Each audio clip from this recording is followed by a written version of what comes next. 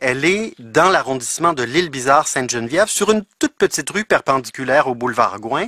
L'arrondissement veut aménager un nouveau parc dans le cœur de ce qu'on appelle l'ancien village, pour, encore une fois, faire un nouvel accès à l'eau, pour accueillir, écrit-on dans les documents de l'arrondissement, des gens qui aimeraient faire du kayak ou du canot sur la rivière des Prairies. Mais sur le terrain de ce futur parc, il y a, encore une fois, cette vieille maison, construite en 1850. Elle n'a pas de nom. Généralement, les maisons portent le nom de leur premier occupant.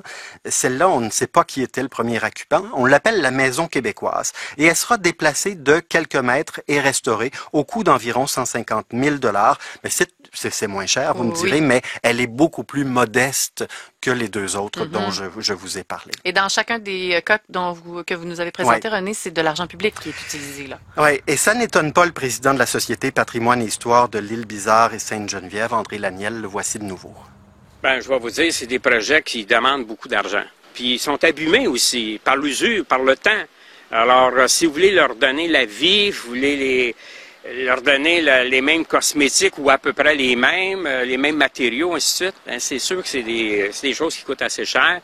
Et c'est peu probable que ce soit des particuliers qui peuvent prendre la relève dans ces cas-là. Malgré tout, il se réjouit en fait de ces annonces parce que généralement, on l'a dit en introduction, lorsqu'on parle de patrimoine dans les médias, c'est souvent parce qu'il est trop tard. Alors de nouveau, André Laniel. Moi, je vais vous dire, toutes les maisons anciennes, c'est un risque à chaque fois. Et trop souvent, on arrive à minuit moins une, et là, malheureusement, là, on voit arriver les équipements mécaniques pour démolir. Puis vous savez une chose, hein, ça a pris des semaines à construire.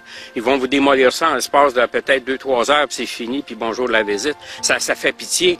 Et ce qu'on réalise pas à chaque fois qu'on démolit une maison de cette valeur-là, sur le plan historique puis patrimonial, mais c'est de l'histoire qu'on efface, c'est des traces qu'on efface. Ouais, c'est des années et des années de travail qu'on efface.